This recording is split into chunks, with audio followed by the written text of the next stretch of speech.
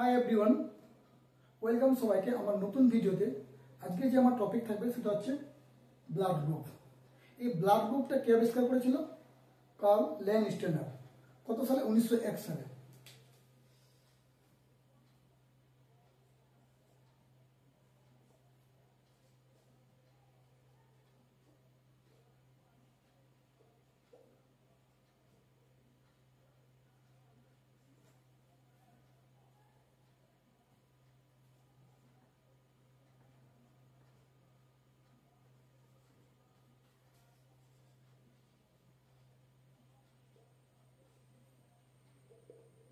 এই curl ল্যাংস্টেনার discover করেছিল ABO systems. কত সালে?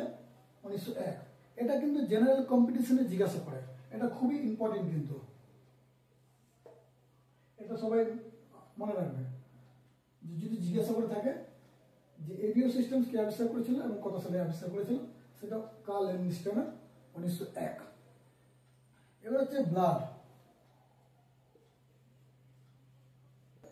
দুটো ভাগ থাকে।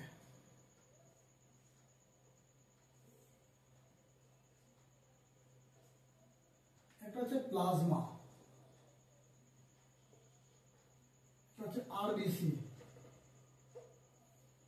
এই যে প্লাজমা আছে, এই প্লাজমাটা হচ্ছে একটা লিকুইড ভাগ। এই লিকুইড ভাগের মধ্যে এই যে আরবিসি যে পার্টিকেলস গুলো আছে, সেই পার্টিকেলস গুলো কি হচ্ছে এই প্লাজমার মধ্যে ঘোরাফেরা করে। যেমন চায়ের মধ্যে চা পাতা তোমার ঘোরাফেরা করে, সেরকম প্লাজমার মধ্যে এই আরবিসি পার্টিকেলস গুলো কিন্তু ঘোরাফেরা করে। এই প্লাজমার যে একটা প্রোটিনস আছে সেটা অ্যান্টিবডি বলা হয়।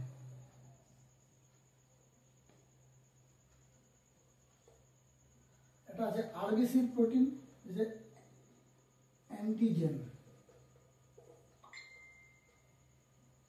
প্লাজমার মধ্যে যে প্রোটিনটা পাওয়া যায় সেটা যে অ্যান্টিবডি প্রোটিন, আরবিসির মধ্যে যে প্রোটিনটা পাওয়া যায় সেটা অ্যান্টিজেন প্রোটিন। এই অ্যান্টিবডির দুটো অ্যান্টিবডি থাকে, একটা হচ্ছে স্মল এ, স্মল বি। আরবিসির যে অ্যান্টিজেন আছে সেখানেও দুটো অ্যান্টিজেন থাকে, capital A, capital B antigen. এই অ্যান্টিজেনটাই হচ্ছে গ্রুপ। এই যে অ্যান্টিজেনটা আছে এটাই হচ্ছে তোমার গ্রুপ। এই গ্রুপ, এই যে দেখতে পাচ্ছেন এটা হচ্ছে একটা আরবিসি সারফেস।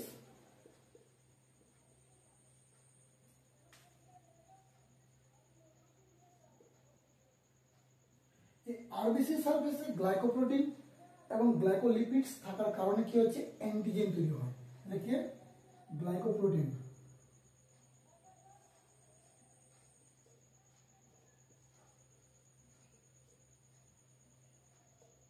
Glycoprotein and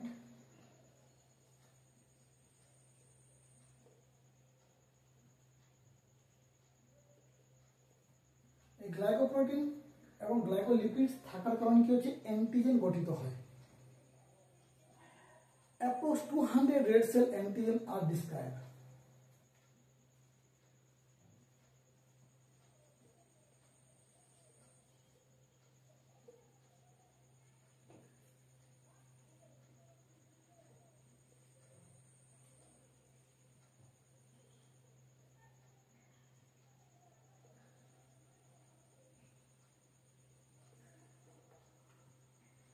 প্রায় 200টার মতো রক্তকণিকা গঠিত হয়েছিল। তার মধ্যে কি হয়েছিল যে 15টি রক্তের গ্রুপ সিস্টেম শনাক্তকরণ করা হয়েছিল। কি তার মধ্যে কি হচ্ছে এবিও এন্ড আরএস সিস্টেমটা হচ্ছে ইম্পর্টেন্ট অ্যান্টিজেন। অন্যান্য রক্তের গ্রুপ সিস্টেমগুলি কি হচ্ছে আরবিসির সেল অ্যান্টিজেনগুলি খুবই দুর্বল এবং অ্যান্টিবডি খুব কম পরিমাণে পাওয়া গেছে, যার জন্যই এবিও এন্ড আরএস যে অ্যান্টিজেন সেটা হচ্ছে আমাদের গ্রুপের ইম্পর্টেন্ট পার্ট। এবার আমরা খুব সুন্দরভাবে কোন ব্লাড গ্রুপে কিভাবে অ্যান্টিজেন গুলো থাকে এবং অ্যান্টিবডি গুলো থাকে আমরা এবার বুঝে নেব। যেমন ব্লাড গ্রুপ এ, এ ব্লাড গ্রুপের আরবিসি সারফেসে এরকম কিন্তু কার্ভ দেখতে পাওয়া যায়। এই যে কার্ভ, এই যে কার্ভটা আছে এটা হচ্ছে অ্যান্টিজেন আর এর অ্যান্টিবডি কি হচ্ছে এরকম কার্ভ আছে, গোল, দেখো গোল, যেন এই যে কার্ভটা আছে এই অ্যান্টিজেনের গায়ে যেন বাইন্ড হতে না পারে, যার জন্য এইভাবে করেছে। কে ইমিউন সিস্টেম এত সুন্দর করেছে যে এই যে অ্যান্টিবডি যে আছে ওয়াই শেপ আছে এর কার্ভটা যেন এখানে কোনো বাইন্ড হতে না পারে।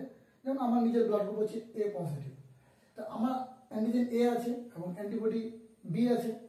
এর আগে ভিডিওতে আমি বলেছি যে কোন ব্লাড গ্রুপে কোন অ্যান্টিজেন থাকে কোন অ্যান্টিবডি থাকে, তো আগের ভিডিও দেখলে বুঝতে পারবে। তো এই যে অ্যান্টিজেন আছে, যেমন আমার এ অ্যান্টিজেন, তাহলে এ অ্যান্টিজেন আরবি সাহেবে এরকম থাকবে আর বি অ্যান্টিবডি এরকম থাকবে। তাহলে এই বি অ্যান্টিবডির কার্ভ কোনোভাবে যেন বাইন্ড করতে না পারে ইমিউন সিস্টেম করে দিয়েছে। নেক্সট কি হচ্ছে ব্লাড গ্রুপ বি। এই বি ব্লাড গ্রুপের আরবিসি সার্ফেসে এরকম কার্ভ দেখতে পাওয়া যাচ্ছে, এরকম গোল। এর আবার অ্যান্টিবডি যেটা আছে এ, এর অ্যান্টিবডির কার্ভটা দেখো চেঞ্জ, দেখো এই কার্ভটা যেন এই অ্যান্টিজেনের সঙ্গে বাইন্ড করতে না পারে, সেটাও কিন্তু ইমিউন সিস্টেম খুব সুন্দরভাবে করে দিয়েছে। এই যে কার্ভটা আছে এখানে বাইন্ড হওয়ার কোনো গল্পই নেই, যেহেতু এখানে কিভাবে আছে দেখো। নেক্সট এবার যদি সাপোজ দেখা গেল যে এই আরবিসি সার্ফেসে এরকম অ্যান্টিবডি প্রেজেন্ট থাকতো এরকম, তাহলে কি হতো এই অ্যান্টিবডি যে কার্ভটা আছে এখানে গিয়ে কিন্তু বাইন্ড হয়ে যেত, যার জন্য করে নেয়। Next blood group AB. AB আবার দুটোই অ্যান্টিজেন প্রেজেন্ট থাকে, এ এবং বি অ্যান্টিজেন দুটোই, এর কার্ভটা আবার দুটোই আছে, যার জন্য কি হচ্ছে এখানে কোনো অ্যান্টিবডি প্রেজেন্ট নেই। যদি অ্যান্টিবডি প্রেজেন্ট থাকতো কি হতো, যেমন এ অ্যান্টিবডি বি অ্যান্টিবডি, তাহলে এ অ্যান্টিবডি কি হতো এই কার্ভটা কি করতো এখানে গিয়ে বাইন্ড করতো, বি অ্যান্টিবডি এই কার্ভটা কি হতো এখানে গিয়ে বাইন্ড করতো, বাইন্ড করলে কি হবে ঝামেলা হবে, যার জন্য কোনো অ্যান্টিবডি প্রেজেন্ট নেই, অ্যান্টিবডি ছাড়াই তুমি চলাফেরা করো। নেক্সট কি হচ্ছে ও ব্লাড গ্রুপিং। এর আরবিসি সার্ফেসে কোনো অ্যান্টিজেন নেই, যার জন্য কি হচ্ছে এখানে এ এবং বি দুটো অ্যান্টিবডি প্রেজেন্ট নিয়ে নিয়েছে, যে এই যে এ অ্যান্টিবডি আছে বাইন্ড করার কোনো অপশন নেই। নেক্সট বি অ্যান্টিবডি বাইন্ড করার কোনো অপশন নেই।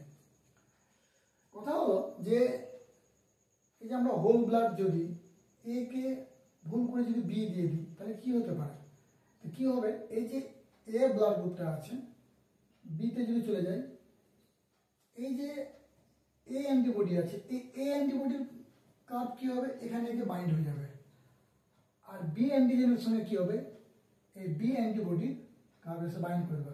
একটা জিনিস মাথায় রাখতে হবে, কখনো সেম ক্যাটাগরির এ অ্যান্টিজেন আর এ অ্যান্টিবডি থাকবে না, তার অপোজিট থাকবে, এবং বি অ্যান্টিবডি আর বি অ্যান্টিজেন থাকতে পারে না, অপোজিট থাকবে।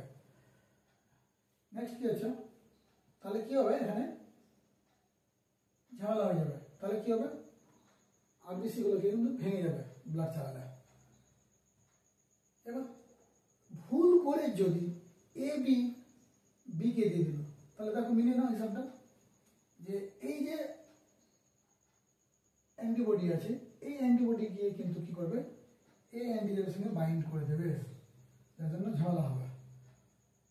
কথা হলো যে এই যে বলা হয় ইউনিভার্সাল ডোনার ও গ্রুপটা এবং universal receiver A B positive, গতকালকে আমি একটা ছোট্ট একটা জিকে দিয়েছিলাম, অনেকে অ্যান্সার দিয়েছে, সঠিক অ্যান্সার দিয়েছে অনেকজন।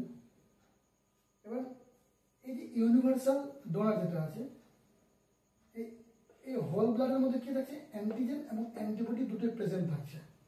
যদি এই হোল ব্লাড যদি এই ইউনিভার্সাল রিসিভারকে যদি দিয়ে দেয় তাহলে কি হবে এই যে দুটো অ্যান্টিবডি আছে এই দুটো অ্যান্টিবডি আছে এই অ্যান্টিবডিগুলো কি করবে এর মধ্যে গিয়ে কিন্তু বাইন্ড করে দেবে, তাহলে কি হবে, তাহলে কি থিওরি ভুল যে ইউনিভার্সাল ডোনার বা ইউনিভার্সাল রিসিভার? না, দেওয়া যাবে হোল ব্লাডের মধ্যে এই যে অ্যান্টিবডিগুলো আছে সেগুলো কিন্তু আমাদেরকে সেল ওয়াশ করে রিমুভ করে, যদি অ্যান্টিবডি রিমুভ করে দিই রিমুভ করে দিলাম তাহলে কি হবে এর শুধু আরবিসি থাকবে, সে আরবিসিটা এখানে গেলে কোনো বাইন্ড করার কোনো গল্প নেই, তখন এর হিমোগ্লোবিনটা এখানে যাবে। ঠিক আছে, আজকের মতো ধন্যবাদ। নেক্সট ভিডিও আবার নেক্সট টপিক থাকবে ব্লাড গ্রুপ সম্পর্কে, এখন অনেক কিছু বাকি আছে, স্টেপ বাই স্টেপ আমি আপলোড করতে থাকবো। Thank you.